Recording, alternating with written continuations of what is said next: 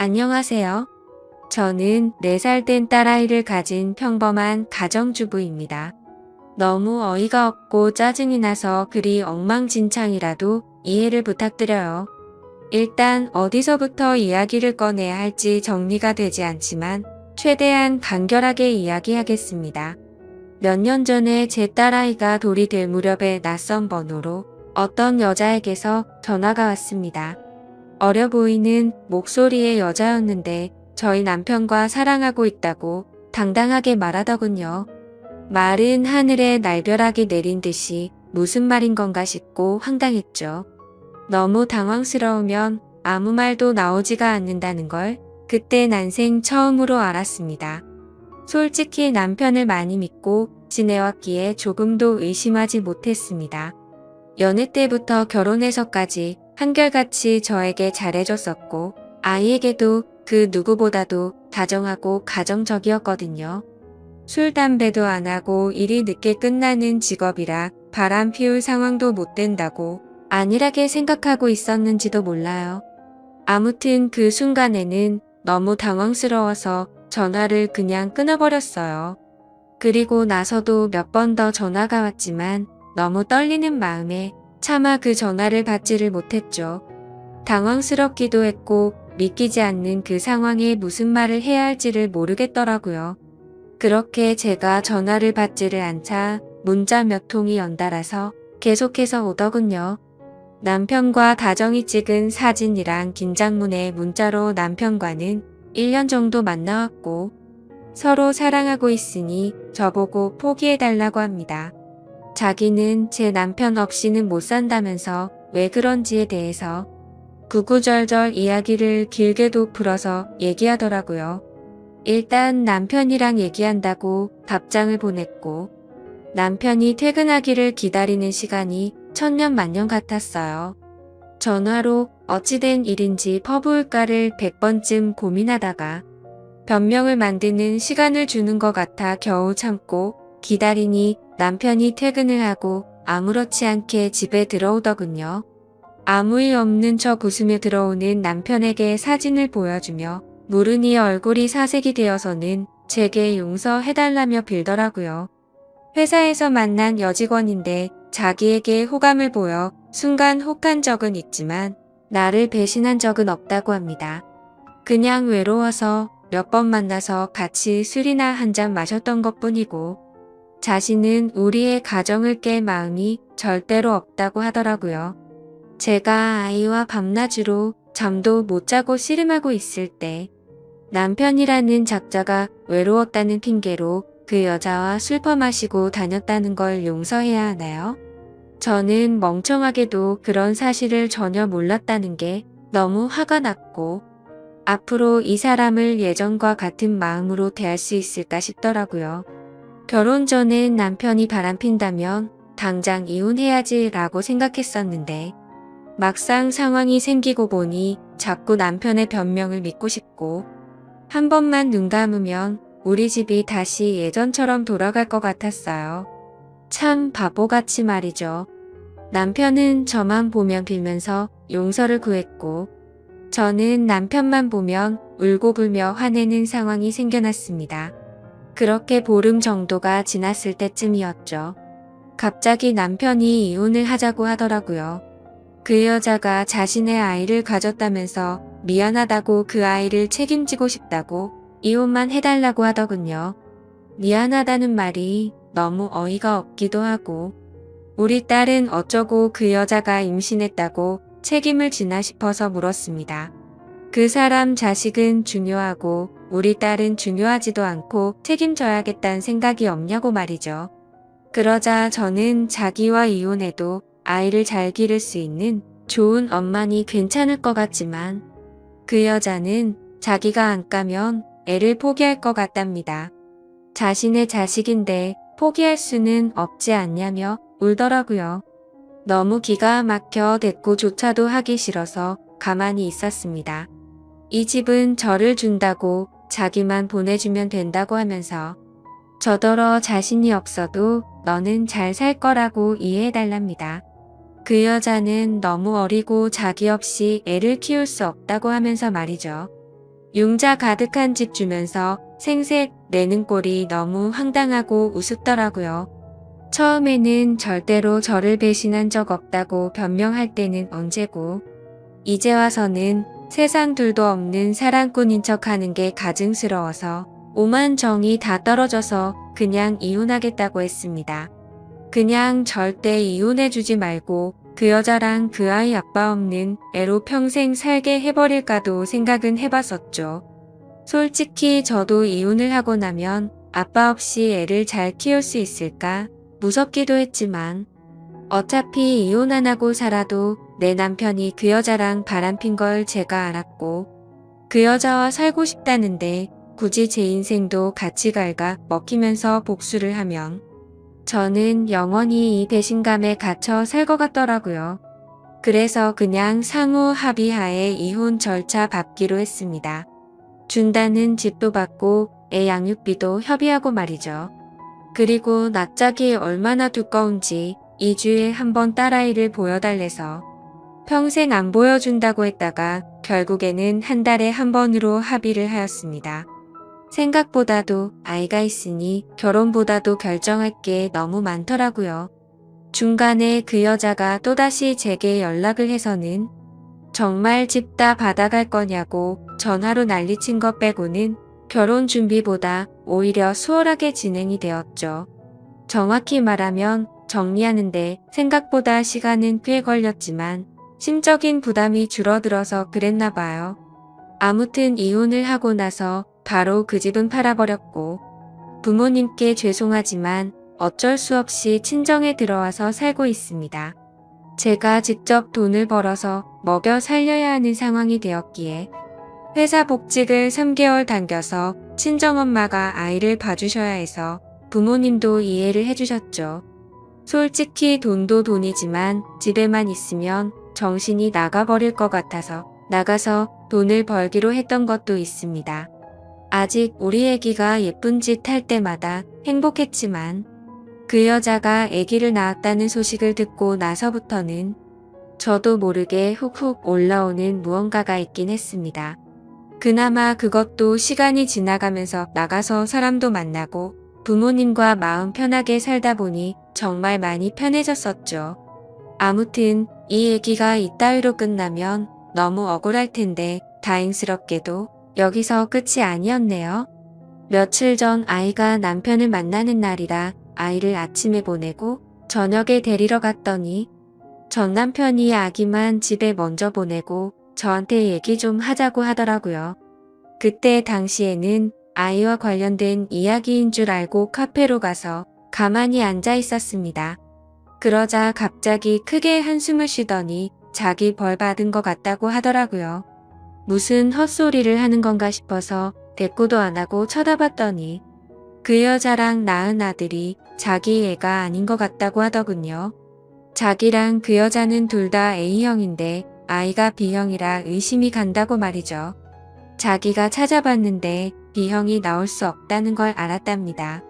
물론 유전자 검사를 해봐야 정확하겠지만 정말 아닐까봐 무서워서 못하고 있다고 줄줄 말하는데 너무 속이 시원해서 웃음이 터져버릴 것 같았죠. 그래서 말했습니다. 이걸 왜 나한테 얘기하냐고 했고 당신 천벌받는 거 맞다고. 왜 피하냐고 유전자 검사 확실히 해서 정면으로 제대로 받으라고 했습니다. 너는 평생 내 아이한테 온전한 가정 뺏은 죄 짓고 멀쩡하게 살 수 있을 줄 알았냐고. 꼭 유전자 검사하라고 그 애가 제발 네 자식이 아니길 빌겠다고 쉴 새 없이 퍼붓고 들어왔습니다. 솔직히 속이 후련하면서도 마음이 안 좋았습니다. 이제야 좀 심적으로도 안정됐다고 생각했는데 왜 갑자기 나한테 어쩌라고 저런 얘기를 하나 싶었죠. 지금 며칠 정도 생각을 하다 보니 그것들이 못 살면 통쾌할 줄 알았는데 괜히 내가 이혼하던 과정들만 다시 생각나 심란하고 마음을 알 수 없게 되네요.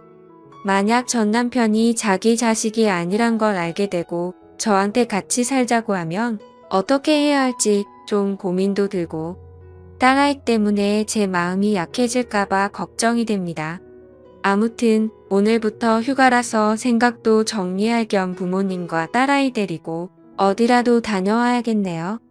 감사합니다. 다음 사연입니다. 안녕하세요. 저의 이야기를 써볼까 합니다. 저는 그냥 흔하디 흔한 평범한 직장인입니다. 정말 이런 일이 있다는 게 믿기지 않을 만큼 저는 열심히 일해서 가정에 늘 충실했으며 아내와 함께 게임도 같이 즐기며 그 누구도 부럽지 않을 만큼 평범하지만 행복한 삶을 살고 있었습니다. 문제의 그날은 몸이 너무 좋지 않아서 저는 회사에서 오후 반차를 내고 평소보다 일찍 집으로 오게 되었습니다. 그런데 눈에 익었던 남자 신발이 현관에 놓여져 있는 겁니다. 눈에 익었던 신발은 저와 와이프가 함께하는 게임에서 알게 된 남자 동생의 신발이었습니다. 큰 충격과 함께 설마 하는 마음으로 거실을 봤더니 아무도 없더군요.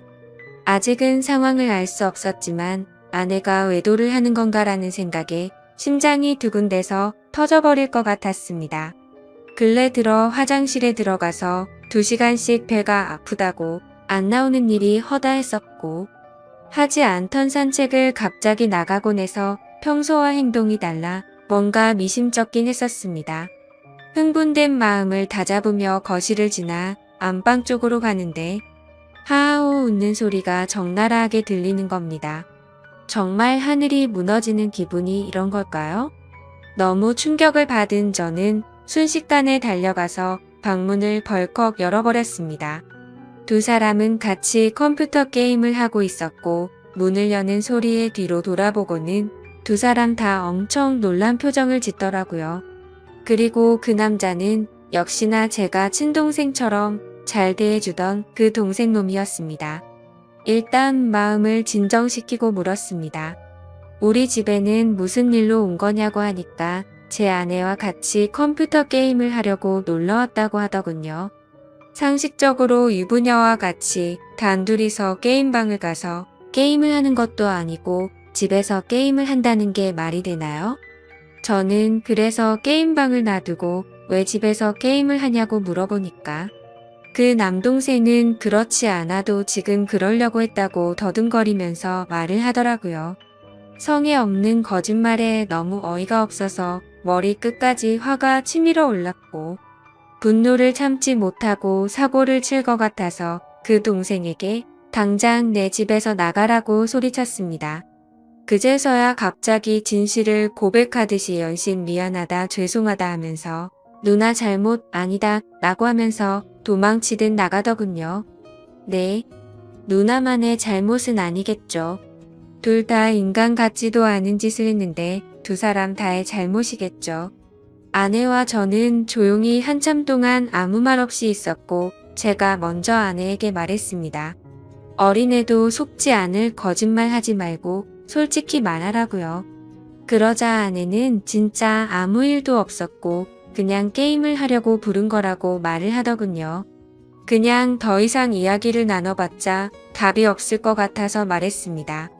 둘이서 아무 일도 없었다고 하더라도 이렇게 나도 없는 집에다가 남자를 불러서 게임을 했다는 거 용납이 안 된다. 이제는 믿었던 신뢰가 깨졌으니 더 이상은 이 결혼 생활을 이어갈 자신이 없다고 말했죠.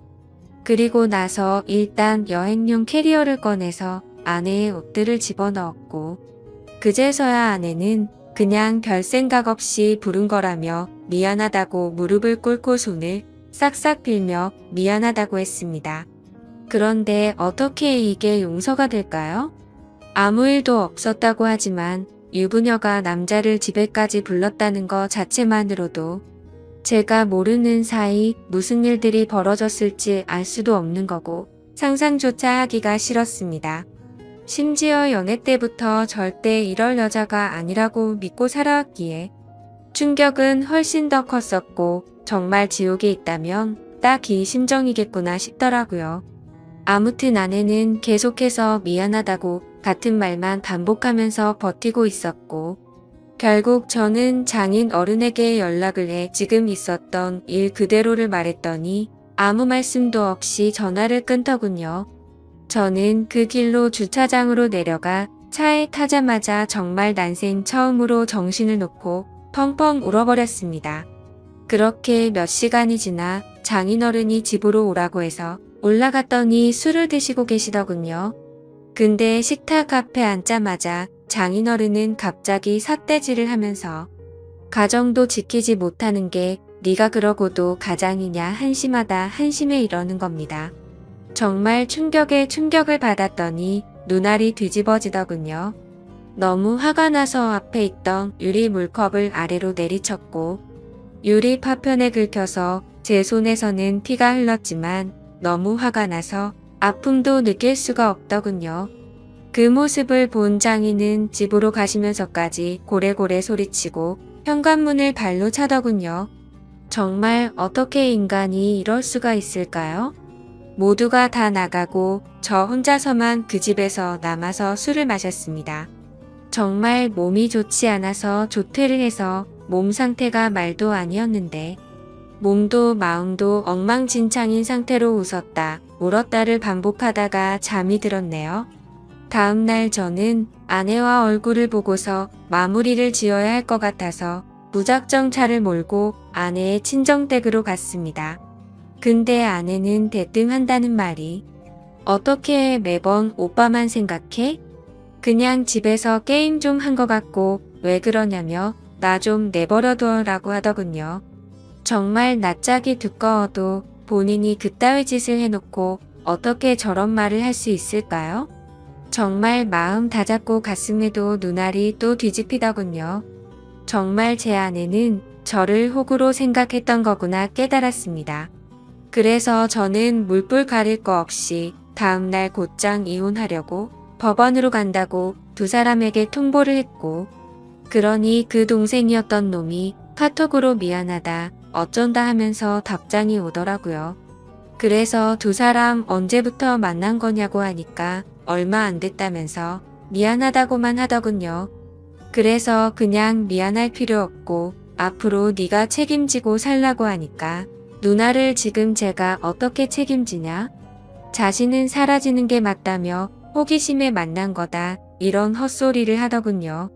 의심이 확신으로 바뀌는 순간이었습니다. 두 사람은 제 예상대로 만나왔던 게 맞았고 증거도 확보가 되었죠. 그래서 그걸 아내에게 보내줬더니 그제서야 문자로 제 얼굴 볼 자신 없다며 상처 줘서 미안하다고 하네요. 저는 혼자서 그 지옥 같은 아파트에 있는데 말이죠. 아무튼 아내에게 이혼 서류 접수할 거니까 그렇게 알라고 했더니 호감을 갖고 만났던 건 맞지만 끝까지 아무 일도 없었다고 우기더라고요. 네, 어차피 상관없습니다. 휴대폰 녹음으로 전부 녹음도 해둔 상태이고요. 웬만한 증거는 다 수집해뒀습니다. 카톡, 문자 내용, 입차 내역 등등 말이죠. 근데 증거 수집을 하다 보니 아내가 이상간남 차를 아파트에 차량 등록도 해놨고 집카드키도 준 것 같더군요. 세부 입차 내역을 보니 3달간 60번은 넘게 오고 갔더군요. 정말 알면 알수록 더 미쳐버리겠더군요. 심지어 그 남자는 백수에다가 동거녀가 있는데도 이걸 숨기고 이따위 짓을 했더라고요. 당연히 그 동거녀에게도 이 모든 사실을 다 밝힐 겁니다. 저는 정말 이 사건에 대해 절대로 그냥 넘어갈 생각이 없고 모든 걸 끝내려고요. 배신감, 자괴감에 치를 떨었고 그래도 사랑하는 아내라 용서를 해줄까도 했지만 적반하장으로 나오는 아내와 처가의 행동에 정말 바닥의 끝을 보고 나서 오히려 제정신이 들었습니다. 천국에서 지옥으로 바뀐 그 집에서 혼자 버티며 저는 더욱 더 확고해지고 있네요. 심지어 아내는 제가 직접 모은 증거들을 끝까지 부인하네요. 전 단지 진정성 있는 사과와 반성을 원했는데 말입니다. 정말 뻔뻔하게 마음대로 하라고 하면서 한 번의 실수도 못 넘어가냐며 오히려 저를 치사하다고 생각하더군요. 정말 이 충격적인 일에 너무 힘들어서 정신과 상담을 받았습니다. 전문의 말로는 상당히 위험하다고 심리 검사를 받고 결과를 기다리는 중입니다. 심리 상담자 말로는 이 상황은 자식이나 부모를 잃은 충격과 흡사하다고 하네요. 저 두 사람은 죽었다 깨어나도 제 심정을 절대로 모를 겁니다. 제가 얼마나 죽을 만큼 힘들고 그래도 안간힘을 쓰며 버텨왔는지를요.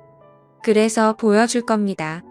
전 그들이 얼마나 잘못된 일을 하고 있는 것인지 앞으로 뼈저리게 느끼게 해줄 겁니다. 저를 건드린 건 인생 최대의 실수라고 생각이 들게 해주고 싶네요. 지금까지 제 사연을 들어주셔서 감사드립니다. 다음 사연입니다. 넋두리입니다. 자작이라 하셔도 좋고 멍청하다고 욕을 하셔도 좋습니다. 그냥 어디에든 말하지 않으면 너무 힘들어서 제가 정신이 나갈 것만 같아서 이렇게 글을 씁니다. 5년 동안 전혀 몰랐습니다. 정말 까마득히 모르고 살았던 제가 너무 원망스럽네요. 이 더러운 곳에서 저만 나가면 그만인데 왜 이렇게 눈물이 나는지 모르겠습니다. 아무튼 지금부터 드라마에서도 나오지 않을 법한 제 이야기를 시작할게요. 남편과 신우는 이복남매라고 했습니다. 저는 남편보다 5살이 많았고 신우는 남편보다 7살이 어렸죠. 남편의 친엄마는 남편이 어릴 때 돌아가셨고 새어머니를 평생 엄마처럼 여기며 살았다고 하더라고요. 그리고 그 새어머니와 친아버지 사이에서 태어난 신우가 있었는데 나이 차이가 많아서 그런지 남편은 살뜰하게 신우를 살폈고 신우는 저랑 나이 차이가 많이 나서 그런지 약간의 어린 행동을 하는 것 외에는 그저 무난무탈한 신우였습니다. 아무튼 신우가 18살 되던 해에 새어머니도 돌아가시게 됐고 건축업을 하시는 아버지는 지방에서 공사가 많아서 한 달에 2-3번 집에 오시고는 했었다고 하더군요. 가끔 도우미 아줌마를 부르기도 하고 남편하고 신우가 청소랑 밥을 해먹으면서 서로 챙기며 살아가던 시절에 저는 남편을 만나서 연애를 했죠. 그때 신우의 나이는 20살이었고 남편의 나이는 27 그리고 저는 32의 나이였습니다. 32살인 저는 27의 남자친구가 나와 결혼해주지 않을까 봐서 전전긍긍했고 어린 신우가 시집을 갈 때까지 같이 살면서 보살펴 주기로 하는 조건을 걸고 제 나이 34세 결혼을 했네요.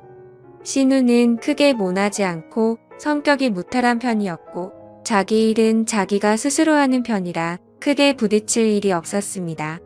집은 아버님 명의로 된 45평짜리 아파트였고 여전히 아버님은 한 달에 2-3번만 오셔서는 하루 정도 같이 놀고 먹고 자고는 일 때문에 지방으로 가시곤 하셨죠.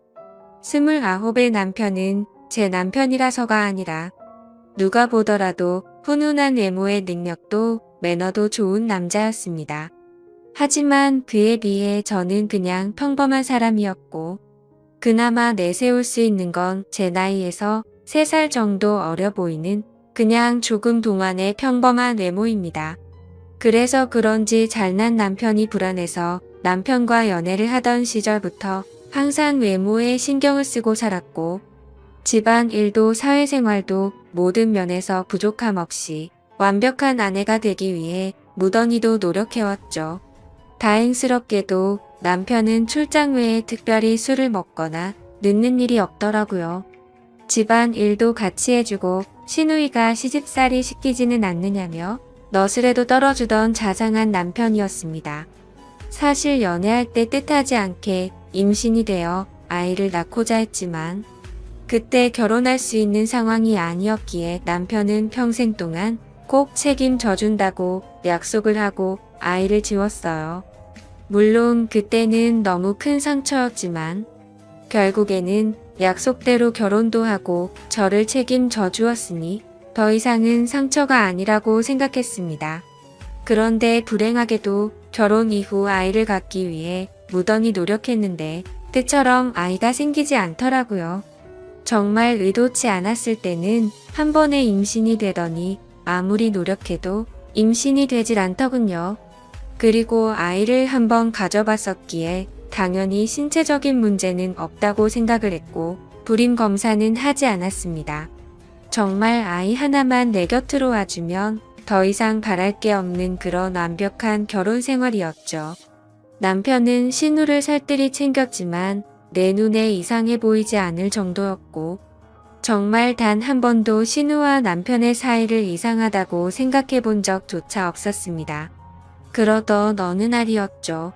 남편은 밖에서 술자리를 잘하지 않았고 집에 와서 저랑 마시거나 신우랑 셋이 마시거나 했는데, 그날도 셋이서 밤 늦게까지 소주에 와인까지 즐겁게 한바탕 거하게 마시고 잠이 든 날이었습니다. 다른 날과 별다를 바 없는 날이었고, 신우의 이부자리를 펴주고 잠든 남편을 보고서 잠이 들었습니다. 원래 술을 마시면 중간에 깨지 않고 항상 늦잠을 잤는데, 그날은 술 때문인지 목이 말라서 잠시겠죠. 근데 옆에서 잠들어 있어야 할 남편이 없었고 거실에 나가봤는데도 없더라고요. 그래서 주말에는 운동을 하러 종종 나가기에 운동하러 나갔는가 보다 하고 물을 마시고 다시 침대로 가서 잤습니다. 근데 속이 좋지 않아서 한참 잠이 오지 않아 뒤척이던 도중에 아가씨 방에서 문이 열리는 소리가 나더군요.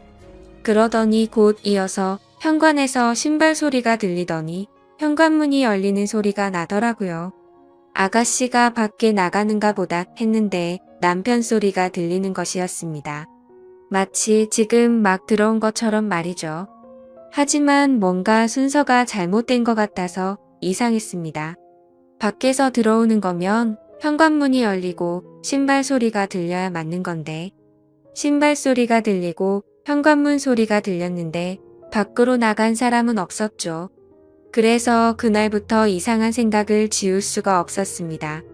남편은 방으로 들어오더니 밖에 운동을 하러 나갔다 왔다고 말을 했고, 저는 제 스스로 잘못 들은 건데 왜 이렇게 예민하나 싶어서 별 생각을 다 했네요. 아무튼 그날 이후로도 별다른 생각 없이 평범하게 지내고 있었고, 남편이 출장을 간다던 날 아가씨도 때마침 친구들과 여행을 간다고 하더라고요. 그래서 저도 오랜만에 혼자 있는 시간을 만끽하며 휴식을 즐기고 있었습니다. 그런데 그때 때마침 친구에게서 전화가 왔죠. 이태원에서 저와 제 남편을 봤다면서 저를 따라오다가 사람들이 붐벼서 놓쳤다며 지금 어디로 갔냐고 하더군요. 그래서 나는 집에 있고 남편은 출장을 갔다고 말을 해줬습니다. 하지만 나중에 알고 보니 그때 그 당시 남편은 이태원에 있었던 게 맞았고, 친구는 남편 옆에 있는 여자를 당연히 저라고 생각을 했었던 거죠. 왜냐하면 신우이도 나와 같은 갈색 머리에 긴 생머리였고 체형도 비슷했으니깐요. 며칠 뒤 남편이 출장이 끝나고 돌아오는 날이었습니다. 저는 아버지께서 입원했다는 소식에 남편에게 전화를 걸어 병원에 가 있어야겠다고 말을 했고, 남편은 집에 들렀다가 곧바로 병원으로 온다고 해서 저는 서둘러서 병원으로 갔습니다. 걱정과 달리 다행히도 아버지는 아주 가벼운 부상을 당한 거였고, 어머니가 유난을 떠신 거라서 대충 수습을 하고 집으로 돌아갔죠. 남편은 아직까지 집으로 돌아오지 않은 상태였었고, 드레스룸에서 옷을 내려놓고 있는데 남편이 들어오는 소리가 들리더라고요. 저는 순간적으로 반가운 마음에 깜짝 놀래켜주고 싶었죠. 그래서 드레스룸 불을 끄고 남편이 거실로 오길 기다렸는데 소리를 들어보니 남편 혼자가 아니더라고요. 순간적으로 저는 옷장으로 몸을 숨기게 되었고, 남편은 집안 곳곳 방을 하나하나 열어보며 제가 없음을 확인하는 것 같더라고요. 그러더니 소파에 앉는 소리가 들렸고 두 사람의 대화 소리가 들리는데 정말이지 저는 악몽을 꾸는 것 같았습니다. 이태원의 그 맛집은 과대평가가 됐다면서, 이번에 갔던 여행은 너무 즐겁긴 했는데 혹시나 언니가 의심하진 않을까? 이런 소리가 들리더라고요. 그러자 남편은 그 여자 미련해서 모른다면서 무슨 일 생기면 자신이 다 책임질 테니 걱정 말라고 하더군요. 너무 억울하고 화가 나서 눈물이 났고 도저히 참을 수 없는 분노에 이성의 끈을 놓아버린 저는 문을 열고 거실로 나갔습니다. 그러자 남편과 신우는 깜짝 놀라서 저를 쳐다보는데 정말 짐승이 따로 없는 것 같았습니다. 저는 남편의 멱살을 잡고 어떻게 된 거냐고 소리를 질러댔고 저를 뿌리치더니 그 둘은 아무 말 없이 집을 나가더군요. 그날 이후로 이틀 동안 그 둘은 돌아오지 않았고 제 연락도 받지를 않았습니다. 그래서 저는 이틀 동안 연차를 쓰고 집에만 있다가 3일째 되는 날 출근을 했죠. 그리고 퇴근하고 집에 돌아와 보니 제가 출근한 건 어찌 알았는지 집에 다녀간 흔적들이 보였습니다. 그렇게 남편을 기다린 지 5일 만에 남편이 집으로 들어와서 얘기를 하자며 들어오더라고요. 저는 그 기간 동안 마음을 좀 추스린 상태였고 차분히 대화를 하자고 하니 남편은 입을 열었습니다. 신우는 아무 잘못이 없고 지금 벌어진 모든 일은 다 자기 잘못이라고 하네요. 신우는 사실 새어머니가 데리고 들어온 갓난아이였고 자신 아버지의 피가 섞이지 않았답니다. 새어머니를 받아들이지 못하는 할머니 때문에 애를 낳았다고 아버지가 거짓말을 한 것이었대요. 아무튼 그렇게 새어머니가 돌아가시고 나서 신우는 남편에게 많이 의지를 하게 됐고 집에서나 밖에서나 단둘이 지내는 일이 많아지고 서로 의지하면서 서로 간의 감정이 커져가기 시작했답니다. 그때 서로의 마음을 알게 됐을 때가 신우가 대학생이었고 남편은 군대를 전역했을 때였다고 하더라고요. 하지만 아무리 피가 안 섞인 남남이라고 할지라도 잘못된 걸 알았기에 서로가 몇 번이나 연락을 끊고 새롭게 살아보려 했지만 잘 되지 않았답니다. 그냥 서로가 가족, 연인, 그 이상의 감정이라 더 이상은 끊어낼 수가 없다는 사실을 깨달았다고 하더군요. 저랑 연애하는 기간에는 물론이고 결혼하고 나서도 두 사람은 저를 속여왔다고 다 털어놓았습니다. 신우가 간혹 생겼다던 남친도 다 거짓말이었고 단지 제 눈을 피하기 위한 일종의 작전이었던 거죠. 신우의 철없는 행동으로 혹시나 내 의심을 살까봐 남편이 그동안 케어한 것까지 전부 말을 하더군요. 그리고 남편은 혹시나 하는 마음에 정관수술까지 했답니다. 제가 아이를 가지면 신우가 질투에 눈이 멀어서 무슨 일이 벌어질까봐 그랬답니다. 정말 남편이 진실되게 하는 말을 들으면서도 이게 꿈인지 진짜인지 믿을 수가 없겠더라고요.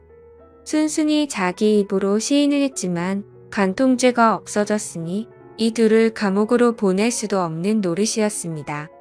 이혼 소송을 해서 재산이라도 뺏어보려 했지만 변호사와 상담을 해보니 어차피 둘이 결혼해서 같이 모은 돈 반 나누는 거 외에는 위자료 1,000만 원에서 3,000만 원 정도 받을 수 있을 거라고 하더라고요. 그런데 남편이 1억을 주겠다며 괜히 남들 입에 오르내리지 않게 소송은 하지 말고 조용히 협의 이혼을 하자더군요. 같이 모은 돈도 전부 저를 주고 위자료로 1억을 주겠답니다. 그 말이 저를 위해서가 아니라 신우를 위해서인가 보다 생각이 들더군요. 그리고 얘기를 들어보니 시아버지란 사람도 이미 알고 있는 것 같았습니다. 세상을 떠난 새엄마라는 사람과도 생전의 서류상으로 혼인을 하지 않았었고 서류상으로도 둘은 정말 완벽한 남남이니 이제 저만 없어지면 둘이 잘 먹고 잘 살 수 있겠지 싶더라고요. 저도 도저히 그 인간과는 지낼 수 없었기에 모든 걸 포기했습니다. 이혼 서류는 이미 접수했고 5년 동안 모은 돈과 위자료 1억까지 오늘 입금이 되었더군요. 저와 대화한 이후로 남편과 신우는 단 한 번도 집으로 들어오지 않았고 저는 이제 제 옷가지들만 싸서 이 집에서 나가면 되는데 왜 이렇게 가슴이 먹먹하고 찢어질 것 같은지 모르겠네요.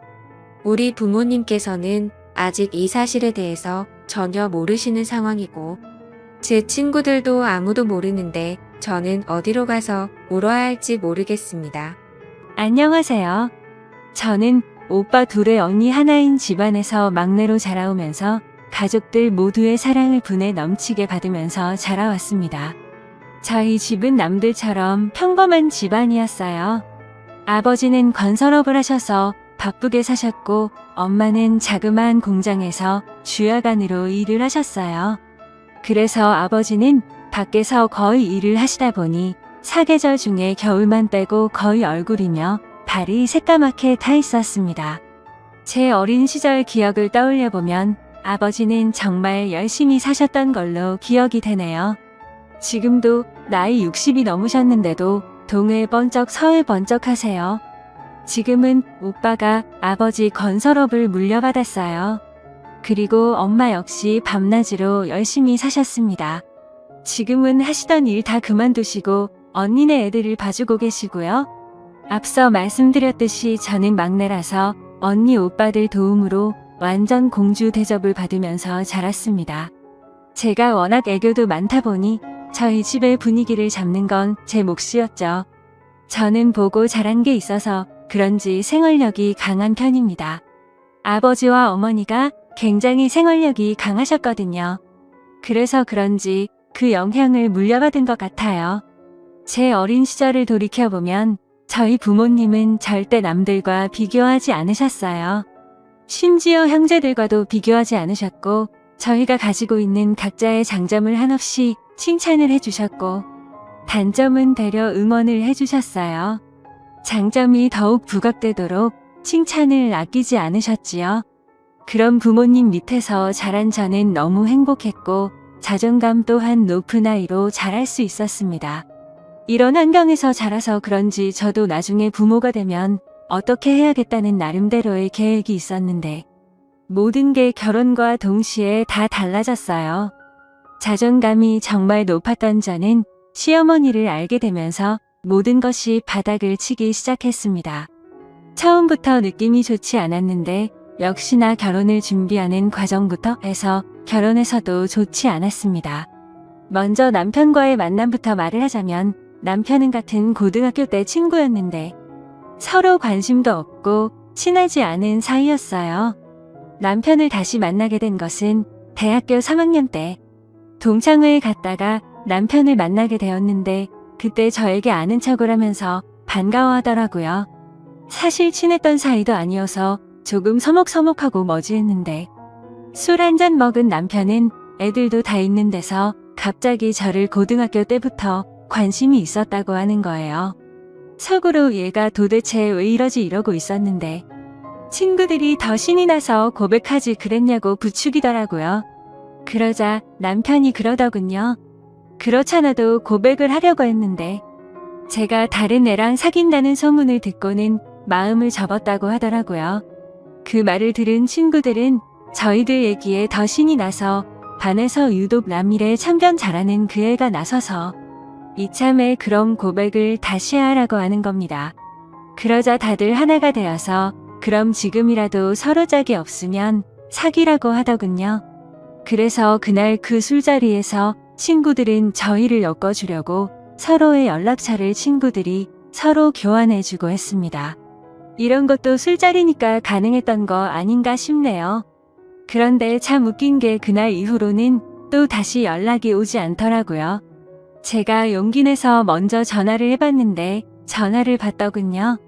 남편은 그날 그 모습과는 완전 다르게 술이 안 들어가니 말도 못하는 쑥맥 같았어요. 저는 활발한 성격이 좋은데 조용한 성격이란 것을 알고 살짝 관심에 불이 켜졌다가 한순간에 꺼져버리더군요. 그렇게 몇 번의 통화와 몇 번의 술자리를 더 하다가 친해졌는데 친해지고 나니까 술자리에서의 성격이 나오기 시작하더군요. 한마디로 낯을 엄청나게 가리는 사람이더라고요. 만나면 만날수록 저도 모르게 이 사람에게 관심이 가기 시작하면서 살짝 연인 관계가 될까 말까한 약간의 썸 같은 걸 탔는데 갑자기 이 사람이 군대를 가게 되었어요. 주변 남자친구들보다 군대 입대가 늦은 감이 있어서 물어보니까 대학 입학하고 아버지가 주무시다가 심장마비로 갑자기 돌아가시게 되셨고 대학도 포기하고 엄마 하시는 장사를 도와서 살고 있다고 하더라고요. 장사를 하고 계신 것이 남자 손이 많이 필요했기에 남편이 하는 것을 다 내려놓고 먼저 아버지가 벌려놓으신 것을 수습하고 또 정리도 필요했지만 그땐 충격을 받고 정신을 못 차리시는 어머니와 남은 식구들을 책임져야 해서 결국 군대 입대까지 미뤘다고 하더라고요. 그런데 이제는 어느 정도 정리가 되어서 더 이상은 늦어지면 안 될 것 같아서 이번에 군대에 입대하기로 결심을 했다고 말해주더군요. 그때 저는 어느 순간 마음이 약간 남편한테 갔지만 이런 얘기를 듣고 나서는 고백을 못하겠더라고요. 남편도 자기 상황이 그렇다 보니 저에게 고백을 하지 못했었습니다. 그래서 저희는 또 이렇게 서로가 멀어지게 되었고 오랫동안 연락을 안 하고 지내게 되었어요. 일부러 하지 않았던 건 아니었고 제가 해외로 어학연수를 떠나게 되면서 그냥 자연스럽게 그렇게 됐습니다. 하지만 연락은 안 했지만 어쩌다가 가끔 생각이 나더라고요. 친구들과 만나면 묻지 않아도 친구가 알아서 알려줘서 어떻게 지낸다는 소식을 짬짬이 들었는데 굳이 일부러 다시 만나려고는 하지 않았습니다. 그 후로 회사를 다니면서 바쁘게 살다 보니까 다시 연락을 하고 싶을 정도로 생각은 나지 않아서 솔직히 잊고 살았었죠. 그런데 우연치 않게 다시 남편을 만나게 된 거예요. 친구랑 오래간만에 만나서 만난 밥을 먹으면서 술도 같이 한잔하고 있었는데 그 자리에 제 남편이 나온 거예요. 사실 뜻하지 않게 이 사람을 만나니 깜짝 놀라면서도 반갑고 좋고 설레기까지 하는 거예요. 그때 그 감정이 이상했어요. 저도 모르게 남편이 그리웠었나 봅니다. 저희는 그날을 계기로 다시 만나게 되면서 서로 연락이 안 된 것을 서로의 탓으로 따지며 마치 연인 관계라도 되는 듯이 기싸움을 하고 그랬어요. 친구도 저희의 모습이 그래 보였는지 쓸데없는 말을 하더라고요.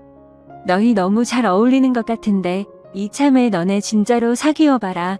괜히 서로 간만 보지 말고 말해라고 하더라고요. 그래서 창피한 마음에 뭘 간을 보냐고 했는데 남편이 술 한 잔을 마시더니 돌변에서는 예전 모습처럼 장난스러운 말투로 그럼 그럴까? 라고 하는 겁니다. 그래서 저도 장난스럽게 그래 그러던지라고 했더니 남편은 재차 제 말에 확인을 하더라고요. 그때 친구가 저희를 부추기면서 니들 장난 그만하고 그냥 진짜 사귀라고 자꾸 했었죠. 저희는 서로 술김에 그럴까 하다가 진짜로 사귀게 되었습니다. 정말 저희는 예전에 만날 수 있었던 기회를 놓쳐서 그런지 서로 사귀게 되자 맞아 깊은 사랑에 빠졌습니다. 제가 하는 일은 집에서 프리랜서로 일을 하고 있어서 시간적 여유가 많았고 남편이 퇴근하거나 휴일이 되면 하루도 빠지지 않고 만남을 가지다 보니 주말 부부처럼 지낸다고 해도 손색이 없었죠. 그땐 이 사람만 보였고 아무것도 보이지 않아서 마음이 가는 대로 주저없이 사랑을 했던 것 같습니다. 그리고 저희는 서로 너무 잘 맞아서 얼굴만 마주치면 서로가 뭘 원하는지 알아서 누가 먼저랄 것도 없이 상대가 원하는 것을 채워줬던 것 같아요. 그런데 결혼하고 나서 보니 제가 그때 보지 못한 것들이 하나둘씩 보이기 시작하면서 자꾸 다툼을 하게 되더라고요. 사람이 다 완벽할 수는 없다지만 결혼을 해서 살아보니 연애 때와는 다르게 완전 다른 사람 같았습니다. 사람이 결혼하기 전에는 눈에 콩깍지가 씌이고 사랑에 눈이 멀어서 보였던 것도 보지 못한 것일 수 있지만 또 한편으로 상대에게 잘 보이기 위해 자신의 단점을 보이지 않으려고 노력한 것일 수도 있기 때문에 그럴 수 있다고 생각했고 이해하려고 해봤습니다. 하지만 안 좋은 점들이 보이는 게 누적이 되다 보니까 점점 스트레스가 쌓여서 그냥 못 보고 지나친 거에 대한 제 스스로 자책을 하게 되더라고요. 더 그럴 수밖에 없었던 것은 제가 연애 때 봐왔던 남편은 참 성실하면서도 반듯해 보였고 항상 깔끔하고 부지런해 보였거든요. 그런데 결혼하고 나니까 연애 때 그 사람은 없어지고 완전 다른 사람이 있더라고요. 거기에다 제가 임신을 했을 때는 완전 잡아둔 물고기 다르듯 하더군요. 하지만 저는 제가 사람을 잘못 본 제 탓을 하기로 했고 서로가 맞춰 가야겠다는 생각에 이런 걸 가지고 싸움을 걸지 않았습니다. 이 사람 또한 저에 대해 실망한 부분들이 분명히 있었을 테니까요. 제가 남편의 특히 두 가지 행동을 쉽게 받아들이지 못한 부분이 있었는데 저희 아버지의 생활력과 부지런함 그리고 가정에 충실하시는 모습을 보고 자라서 그런지 남편이 가장으로서, 아빠로서, 그리고 남편으로서 하는 모습이 마음에 들지 않았습니다. 제 생각과는 다르게 남편은 자신이 결혼한 사람이란 걸 가끔, 아니 자주 잊고 사는 것 같더라고요. 그냥 집은 자기 생활을 밖에서 다 즐기고 나서 찾아오는 휴식처 같은 곳처럼 생각하는 것 같더군요. 저는 참다 이대로 가면 제가 미쳐버릴 것 같아서 결심을 하고 친정엄마한테 애를 맡겨두고 똑같이 행동했습니다. 그래서 일부러 남편이 출근하면 아는 지인들과 만나서 저녁 늦게 들어가고 집안일을 하지 않았고, 말로 해서는 제 말을 못 알아듣고 자꾸 싸울 것 같아서 당한 만큼 돌려준다라는 방식으로 눈에는 눈, 이에는 이, 이렇게 똑같이 행동했더니 슬슬 변하기 시작하더군요. 처음에는 남편이 제가 왜 이렇게 밖으로만 싸돌아다니는 것인지 이해를 하지 못하고 투덜거렸고, 나중에는 급기야 이 문제로 대판 싸우게 되었습니다. 남편이 한다는 소리가 진짜 너무한다. 내가 요즘 아무 말도 안 했는데 당신 프리랜서 일도 요즘 없어서 일도 많이 안 하잖아. 그럼 집에서 집안일이라도 좀 해야 되는 거 아냐? 도대체 왜 요즘 맨날 밖으로만 싸돌아다니고 그러는 건데, 내가 집에 오면 저녁밥도 차려주고 그래야 되는 거 아냐? 라고 쌓아둔 걸 풀듯이 말하더라고요. 저는 프리랜서로 집에서 일을 하는데 경기가 많이 안 좋아져서 그때는 일이 많이 줄었었거든요. 그렇지 않아도 일이 없어서 스트레스를 받는 와중에 저런 말을 하니까 더 화가 나서 말했습니다. 근데 갑자기 일 이야기는 왜 나오는데? 그리고 말 잘했네. 당신이 결혼하고 나서 어떻게 했는지는 기억이 안 나? 나 솔직히 당신이 했던 행동들 정말 이해가 안 됐어. 자기 일 다닌다고 힘든 건 나는데 일하고 퇴근해서 집에 오면 그냥 하숙집도 아니고 요즘 나랑 말도 안 하고 씻고 TV 보고 그냥 방에 들어가서 잠만 자지 않았어? 그리고 그렇게 깨끗하던 사람이 어느 순간부터는 옷도 벗으면 그냥 뱀이 허물 벗듯이 아무 곳에나 벗어서 던져두고, 이게 서로를 생각해주는 부부라고 볼 수 있어? 나 당신 파출부하려고 결혼한 거 아니야. 그리고 자기가 했던 건 생각도 안 하고 왜 나한테만 그러는 건데? 라고 대답했습니다. 남편이랑 이런 식으로 티격태격 말싸움을 하고는 남편도 양심이 있는지 자신의 잘못을 시인을 했고, 이제는 집에 오면 하숙집에 온 듯이 안 한다고 하길래 그때는 그냥 넘어가게 되었죠. 그래서 그 기회를 바로 잡고 더 성숙한 부모가 되고 싶은 마음에 부모가 되어가는 이야기에 관련된 책들을 선물로 줬습니다. 역시 제가 남편을 완전 잘못 본 건 아니라고 생각이 들었었죠. 남편은 하루가 다르게 많이 달라지는 모습을 보여주더라고요.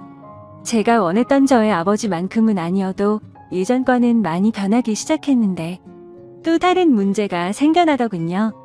그 상황을 보고 태클을 거는 사람이 있었으니 그건 바로 시어머니였습니다. 우리 아들 매일같이 늦게까지 일하고 고생 많이 하고 있으니 잘 챙겨줘라. 불쌍한 내 아들 어떻게 키웠는지 아니? 신세 한탄을 시작하시면 기본 30분이 넘게 혼을 내십니다. 그것도 아침에 한 번 저녁에 또 한 번 전화를 하시는데 뭘 그리 밥에 한이 있으신 건지 그놈의 밥 가지고 매일 잔소리를 하시는데 어머님의 전화가 오면 노이로제가 걸릴 것 같더라고요. 결혼하고 나서 1년은 저도 나름 힘이 들었지만 나쁘게만 생각하지 않았고 그저 자식을 위하는 엄마의 마음이라고 좋게 생각하면서 시어머니의 신세한탄을 들어주었습니다. 지금 돌이켜 생각해보면 어떻게 참았을까 싶고 참 오래도 들어줬던 것 같네요. 아무튼 이렇게 잔소리를 들어드리는 것도 그만하고 싶던 찰나 마침 출근을 해야 하는 일을 하게 되었고 더 이상은 밥 때문에 잔소리는 그만두실 것 같다고 생각을 했습니다. 하지만 그건 저만의 기대였고 제 기대는 처참히 무너지고 말았죠. 제가 무슨 식모도 아니고 제게 바라시는 게 왜 그렇게 많으신 건지 이해가 되지 않았습니다. 시어머니는 아침 대바람부터 전화를 하셔서는 첫마디가 이렇습니다. 애비 밥은 제대로 차려줬냐로 시작해서 바쁘다고 아침 거르게 만들지 말고 옷은 따뜻하게 입혀서 출근시켜라. 나갈 때는 몸이 따뜻하게 든든하게 밥을 먹고 나가야 힘이 안 든다. 이런 똑같은 반복적인 말을 1년이 넘게 들으면 어떠실 것 같나요? 시어머님의 잔소리에 너무 지쳐서 힘없이 알겠습니다 라고 약간 힘이 빠진 말투로 말을 하면 네가 아직 젊어서 뭘 모른다고 하면서 일을 열심히 하려면 밥을 잘 챙겨 먹어야 된다고 하시더라고요. 하루 이틀도 아니고 정말 정신이 나가버릴 것 같았습니다. 저도 바쁘게 식사 차리고 출근 준비하고 친정 엄마에게 아기를 맡기고 하면 정신이 없었거든요. 안 그래도 바빠서 미쳐버릴 것 같은데 아침마다 전화기를 붙들고 끊지를 않습니다. 심지어 그때는 남편 회사 사정으로 인해 남편은 새벽부터 나가서 일을 해야 했기에 저는 잠이 부족하더라도 매일 남편보다 더 일찍 일어나서 밥을 차려주고 열심히 했었습니다. 저도 부모님과 평생을 살아오면서 보고 자란 것이 있고 배워온 게 있었기에 나름대로는 남편에게 내조를 잘하려고 항상 노력을 해왔었거든요. 근데 시어머니는 아침에 남편을 보내고 1시간 정도가 지나면 어김없이 전화가 왔죠. 저한테 전화해서 묻는 것은 남편에게 오늘은 뭐를 해서 먹였냐는 질문을 하셨고 더 소름 끼치고 기가 막힌 건 제게 그걸 물어보기 전에 남편한테 먼저 물어보고 그 다음에 저한테 전화를 해서 또 다시 확인을 한다는 거였습니다. 그 사실을 처음에는 몰랐다가 나중에 알게 되는 상황이 벌어졌는데 그걸 알고부터 정말 너무 불쾌했었죠. 그만큼 저는 누구에게도 떳떳할 만큼 남편에게 노력해왔기 때문이었습니다. 아무튼 저도 하루 종일 회사 일 보고 집에 오면 아기 케어하고 집안일 하다가 늦게 자더라도 새벽 일찍 일어나서 전날 미리 준비해둔 음식 차려주고 몸에 좋다는 여러 가지 영양분 다 생각하면서 식사를 챙겼습니다. 그런데 시어머니가 저를 속이고 했던 행동이 괘씸해지기 시작하니까 모든 걸 다 하기 싫어지더라고요. 한두 번이면 그러려니 했을 테지만 계속해서 반복되다 보니 몸도 마음도 지쳐갔습니다.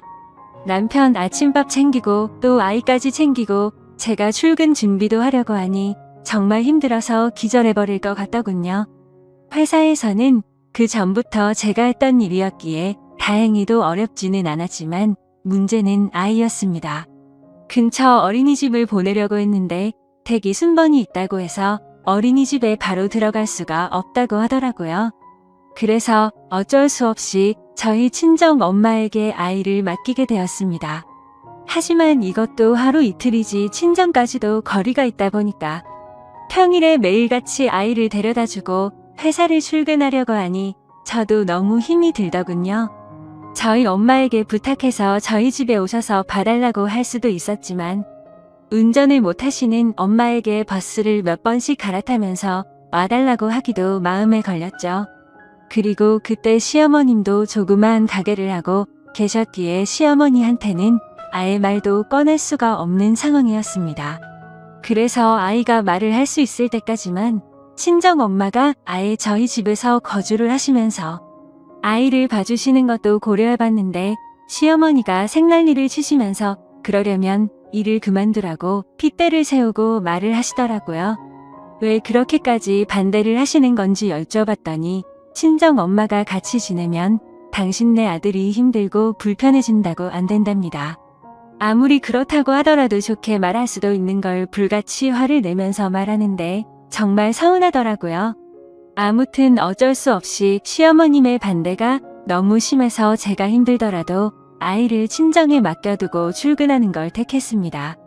하지만 날이 갈수록 너무 지쳐가서 결국 일을 그만둘까도 생각해봤는데 저도 제가 바라는 꿈이 있었기에 그걸 포기하기가 쉽지가 않더라고요. 그래서 결국 제 고충을 들어준 남편 덕분에 나름대로 조율을 할 수가 있었고 제가 전날에 미리 요리를 해두면 남편이 스스로 밥을 챙겨 먹고 출근을 하기로 했고 그렇게 생활을 했습니다.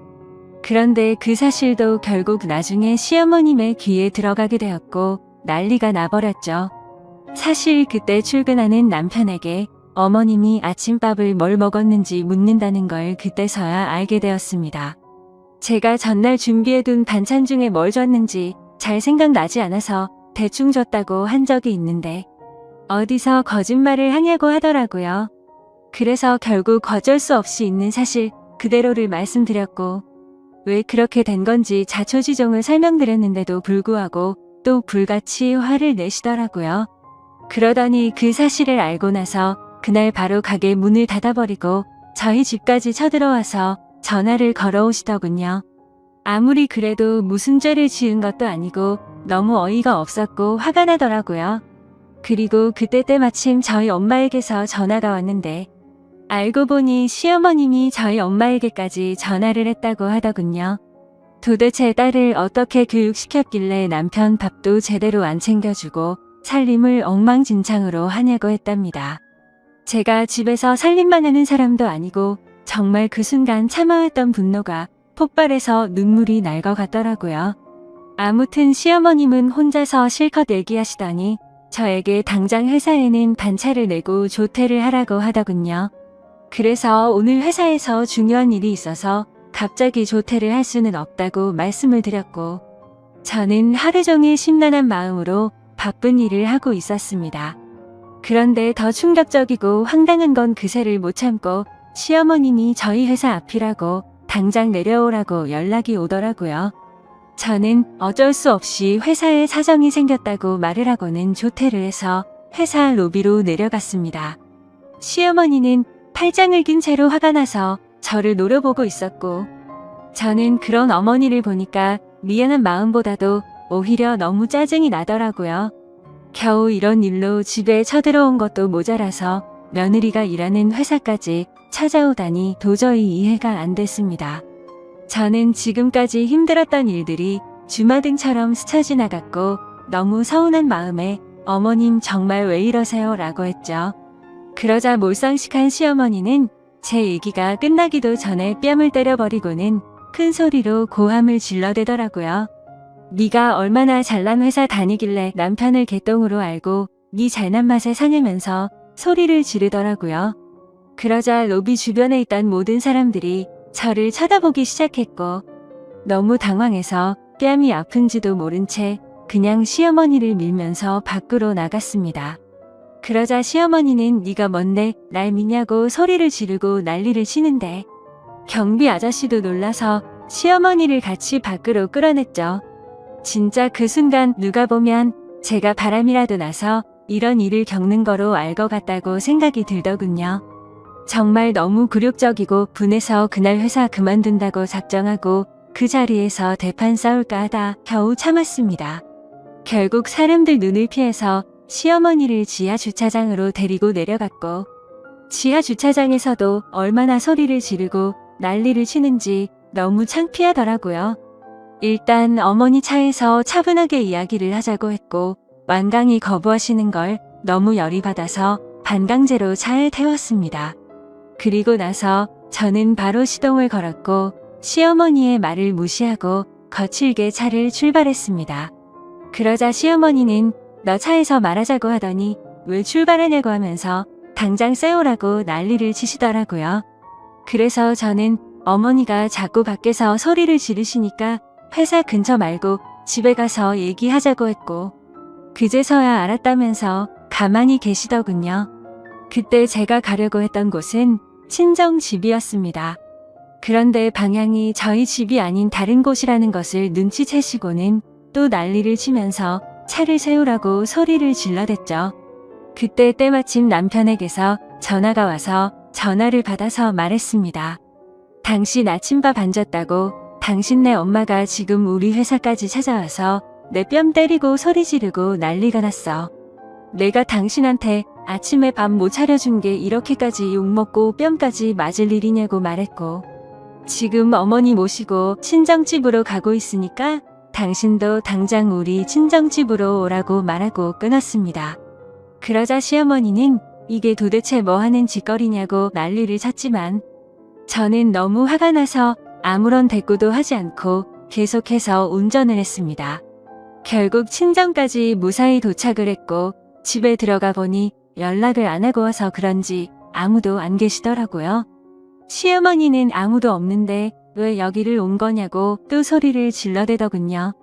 저는 시어머니 말을 무시하고 엄마한테 전화해서 시어머니와 같이 왔다고는 말을 안 했고 집에 왔다고 말하면서 어디냐고 물어보니 부모님 두 분이서 집 근처에 있는 술집에서 계신다고 하셨죠. 그래서 할 얘기가 있으니 바로 오시라고 말씀을 드렸습니다. 그때 제가 시어머니를 데리고 친정집에 데려간 이유는 시어머니께서 저희 친정 엄마에게 전화하셔서 딸 교육 못 시키고 시집 보냈다고 하셨다길래 그 말처럼 못 배운 행동 좀 보여주고 싶어서 그곳에 데려갔던 겁니다. 아무튼 10분 정도를 아무 말도 안 하고 기다렸더니 저희 아빠와 엄마 두 분이서 같이 집으로 들어오셨습니다. 부모님은 저와 시어머니를 보시고는 어리둥절해 하셨지만 웃으면서 반겨주셨죠. 사돈 오랜만이에요. 아무런 말씀도 안 하시고 어떻게 여기까지 오셨어요? 라고 하셨습니다. 근데 반갑게 맞아주는 저희 부모님의 인사를 면전에 대고 인사도 받지 않고는 혀를 차기 시작하더군요. 참 못 배웠다지만 당신네들 딸하는 짓거리 좀 보세요. 느닷없이 차에 태우더니 아무 말도 없이 여기로 데리고 왔지 뭡니까? 이렇게 말을 하더라고요. 시어머니 입장에서는 어이없고 황당할 만도 했지만 제가 겪은 거에 비하면 비교조차나 될까요? 아무튼 제가 남편을 버리지 않고 남편과 계속 결혼 생활을 지속하려면 도저히 그렇게 살 수는 없었습니다. 그래서 이번 기회에 시어머니 잘못된 버릇을 제대로 고치고 싶어서 어떻게 보면 제가 경우 없는 짓을 한 게 맞을 수도 있죠. 시어머니께 말했습니다. 어머님 제가 1년 정도를 어머니께 시달리면서 남편 챙겨줘라 뭐해라 전화하시는 거 전부 고분고분 받았죠. 근데 오늘 저희 엄마한테 전화하셔서 욕하신 건 도저히 넘어갈 수가 없고 사과를 해주셔야 할 것 같아서 모셔왔어요. 아까 저희 엄마한테 그렇게 말씀하신 거 사과해 주셨으면 해요. 그러자 시어머니는 내가 왜 사과를 하는데? 내가 틀린 말을 한 것도 아니고 여자가 시집 왔으면 내조나 잘할 것이지 네가 뭘 잘했다고 큰 소리냐? 나는 사과 못하니까 헛소리하지 말고 오히려 사돈이 저한테 사과를 하셔야 하는 거 아니냐면서 저희 엄마에게 말을 하더라고요. 옆에서 가만히 듣고 계시던 제 아빠는 그래도 이런 상황이 난감하셨던 건지 아까 집사람한테 어떤 내용인지는 다 들었습니다. 우리 딸이 부족한 게 많이 있지만 사돈께서 이해해 주세요라고 사과를 하시더라고요. 제가 바랬던 건 이런 게 아닌데 이상하게 흘러가는 것 같아서 제가 말했습니다. 아빠 저 잘못한 거 하나도 없어요. 저도 일 다니고 애 아빠도 일 다니는데 둘 다 아침에 바빠서 아침 못 챙겨줄 수도 있는 건데 그게 뭐가 가정교육을 못 받았다는 소리까지 들어야 할 정도냐고 말했습니다. 그러자 시어머니가 하는 말이 보세요. 사돈 애가 이렇다니까요. 알아듣게 좋게 말을 해줘도 어른들 앞에서 이러는데 제가 며느리한테 나중에 무슨 말이라도 하면 난리 날까봐 제대로 말이나 하겠어요 라고 하시더라고요. 저희 엄마는 그때까지 아무 말씀도 없이 가만히 계시다가 저 얼굴을 보고는 표정이 어두워졌습니다. 제 피부가 좀 얇은 편이라 연약한데 뺨을 맞아서 빨갛게 달아올랐던 거죠. 엄마가 말했습니다. 참 듣자 하니 뚫린 입이라고 말 함부로 하시네. 설마 당신 내 딸 뺨 때린 거예요? 아까 아침에 전화 왔을 때는 그냥 서로 눈살 찌푸리기 싫어서 알겠다고 그랬지만 이봐요 사돈 우리 딸이 무슨 당신네 아들 밥 해주려고 시집 간 거로 착각합니까? 그리고 여보 당신도 우리 딸이 뭘 잘못했다고 아무한테나 함부로 사과를 하는데요? 아무튼 사돈 저는 우리 딸 전혀 잘못 가르친 거 없고 오히려 그쪽이 사과하셔야 할 것 같은데요 라고 하셨습니다. 그러자 시어머니는 저희 엄마가 하는 말에 격분을 하셨고 난리를 치기 시작하더라고요. 이 사람이 뚫린 입이라고 말 그따위로 함부로 하냐면서 이제 보니 사돈을 쏙 빼닮아서 애가 이런가 보네 하더군요. 그리고 저를 쳐다보면서 넌 이따위로 내조할 거면 당장 일 그만두라고 소리를 쳤습니다. 그때 때마침 남편도 상황의 심각성을 알고 바로 달려왔고 옆에서 점잖게 시어머니를 달래려고 하셨던 제 아빠도 무슨 상황인지 알고서 화가 나서 말하셨습니다. 이 사람 진짜 말이 안 통하는 사람이었네. 이 사람아 할 말이 있고 못할 말이 있어. 어디다 대고 함부로 막말을 하고 있어.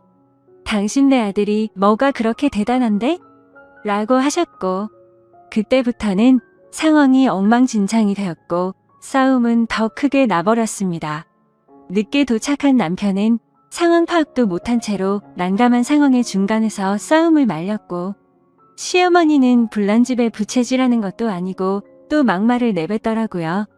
참나 저런 못 배우고 개만도 못한 집구석이랑 사돈 맺어서 내가 별 개 같은 꼴 다 보내라고 하더군요. 그 말을 듣고 저희 엄마도 도저히 분을 참지 못했고 갑자기 손을 번쩍 드시더니 시어머니의 뺨을 철썩 때려버렸습니다. 그리고서는 당신이 뭔데 내 딸 뺨을 함부로 때리는데? 개만도 못한 건 당신이야. 제게는 너 저런 상식도 없는 사람이랑 사돈 맺고 지내는 거 당장 다시 생각하라고 하셨습니다. 좋은 게 좋은 거라고 그냥 좋게 마무리 짓고 넘어가려고 했는데 네가 앞으로 저 인간한테 고생할 거 생각하니까 도저히 못 참겠다고 말씀을 하셨죠. 시어머니는 제 엄마에게 뺨을 맞고 더 날뛰면서 저희 엄마의 머리를 쥐어 뜯으려고 달려들었고 제 엄마가 반대쪽 뺨을 한 대 더 때려버렸습니다. 그러자 남편이 소리를 지르면서 장모님 뭐 하는 거예요? 아무리 그래도 이건 너무하잖아요 라고 하더라고요. 시어머니는 피해자 코스프레를 하는 건지 펑펑 울면서 주저앉더니 내가 무슨 전생의 죄를 졌길래 이런 일까지 당하냐고 하면서 온 동네가 떠나가라 통곡을 하시더군요. 남편이 제 엄마한테 큰 소리를 치기는 했지만 자신의 엄마가 먼저 잘못한 걸 알고 있었기에 시어머님을 일으켜 세우면서 그만하라고 하면서 아내가 잘못한 건 없다고 하더라고요. 그러자 시어머니는 더 흥분해서는 네가 그따위로 바보같이 넘어가니까 저렇게 무시는 당하는 거라고 날뛰었습니다. 남편은 대꾸도 하지 않고 분해서 날뛰고 있는 시어머니를 남편 차에 억지로 태워버렸고 다시 집으로 돌아와서 제 부모님께 사과를 했습니다. 장인어른, 장모님 저희 부부 사이로 인해 이런 일 겪게 해드리고 안 좋은 모습 보여드려서 정말 죄송합니다. 앞으로 이런 일 없도록 조심하겠습니다라고 말하고는 저에게 가자고 손을 내밀더라고요. 그러자 저희 엄마는 제 앞을 가로막으면서 말했습니다. 김서방 아까 내가 자네 어머니한테 하는 말 못 들었어? 내 딸 그 집안에 안 보낸다고 했잖아. 그리고 자네 어머니 저런 모습 보니까 무슨 짓 당할지도 모르겠어서 절대 못 보낸다고 말하셨죠. 그래서 저도 남편에게 말했습니다. 미안한데 나도 오늘 어머니께서 우리 가족한테 하시는 모습 보니까 우리 엄마 말대로 당신과 사는 거 다시 생각해봐야겠어. 그리고 내가 무슨 식모도 아니고 당신한테 밥 해주고 빨래 해주려고 결혼한 거 아니거든.